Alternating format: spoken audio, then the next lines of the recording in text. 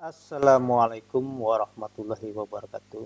Selamat pagi, salam sejahtera dan salam kebajikan. Rahayu, rahayu.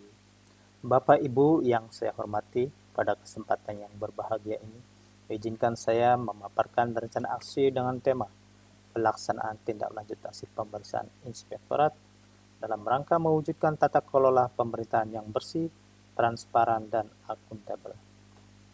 Sebelum saya memaparkan rencana aksi ini, perkenalkan, nama saya Bisnaya ST, PPPK Tenaga Teknis Sekretariat Inspektorat Kabupaten Cirebon.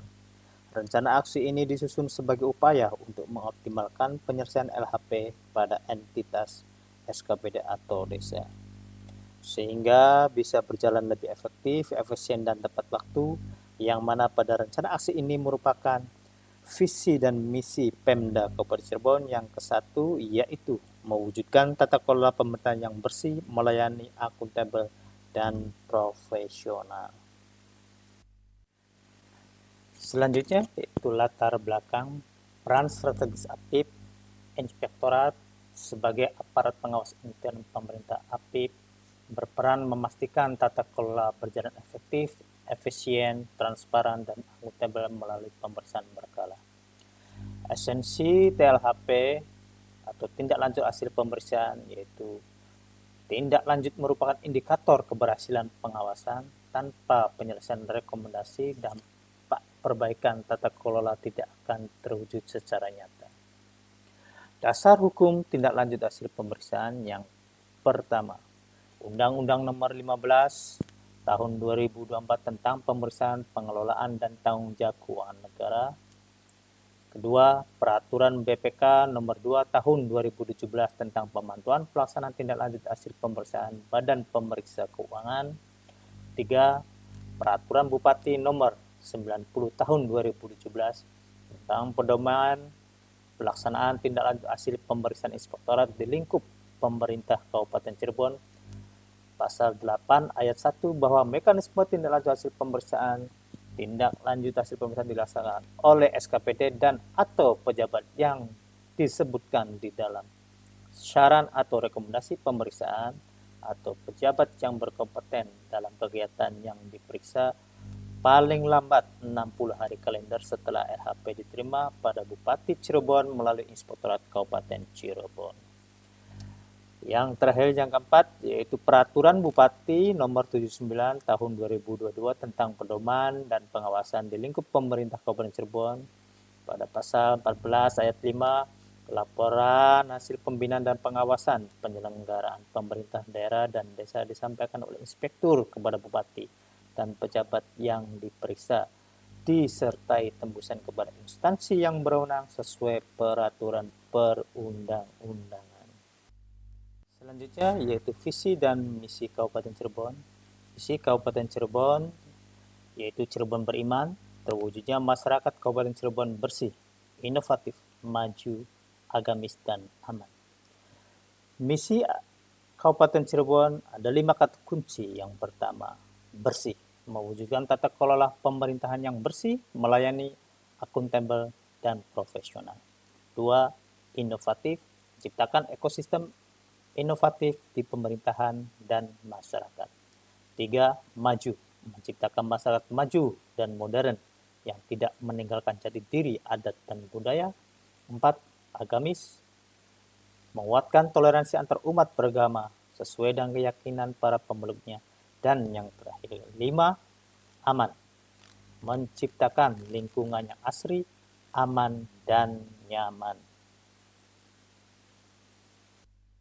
Selanjutnya, maksud dan tujuan tindak lanjut hasil pemeriksaan, yaitu maksud dari tindak lanjut hasil pemeriksaan sebagai langkah strategis untuk penyelesaian tindak lanjut hasil pengawasan dengan tujuan yang pertama, meningkatkan persentase penyelesaian 100%.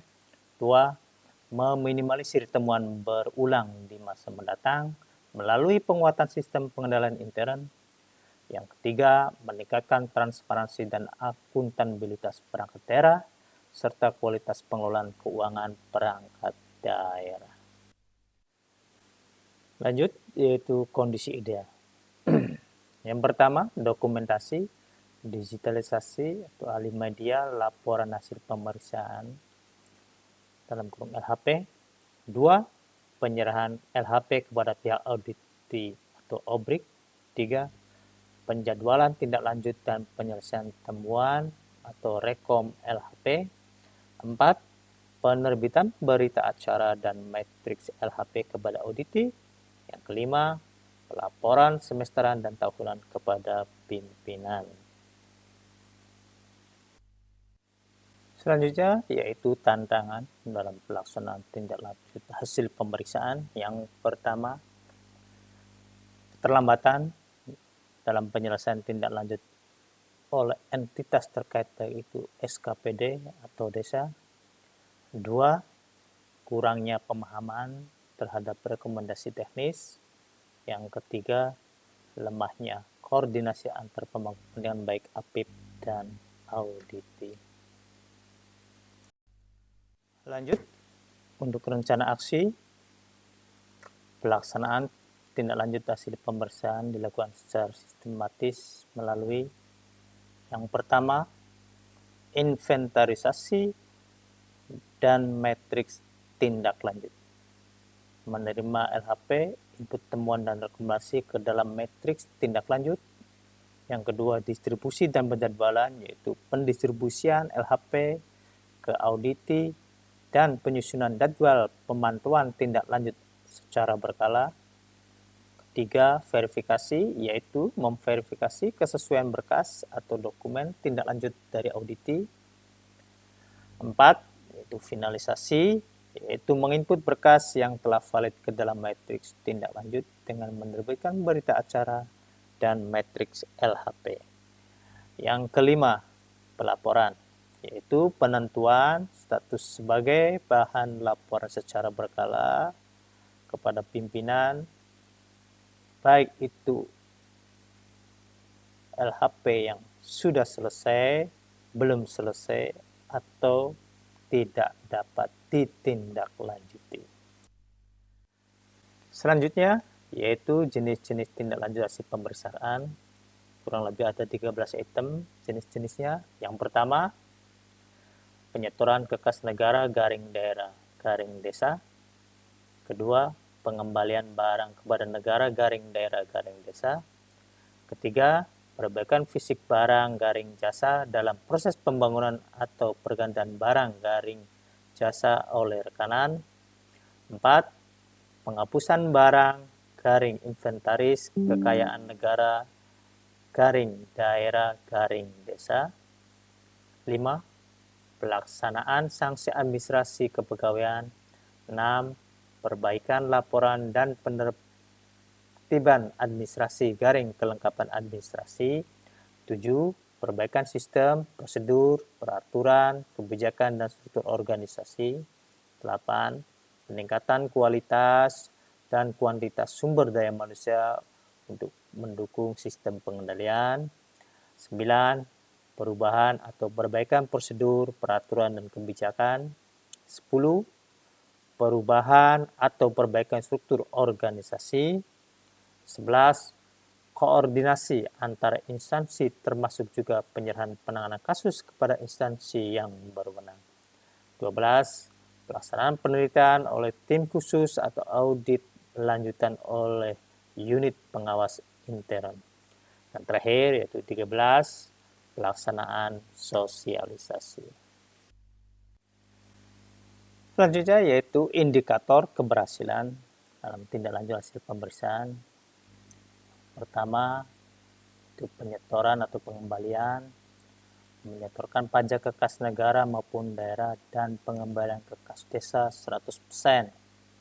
Kedua, perbaikan sistem, melakukan perbaikan sistem pengendalian internal keuangan. Ketiga, itu administratif, melakukan pelaporan pertanggungjawaban terhadap pengelolaan keuangan dan aset desa atau SKPD secara tertib dan lengkap. Baik, yang selanjutnya yaitu kesimpulan.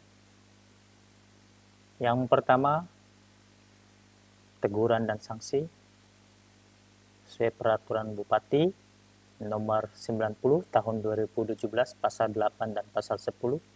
Yang kedua, pengawasan berkelanjutan, yaitu pentingnya pengawasan yang tidak terputus sebagai bentuk kontrol. Dan yang ketiga, peningkatan akuntabilitas, yaitu meningkatkan akuntabilitas dan transparansi pengelolaan keuangan dan aset desa atau SKPD.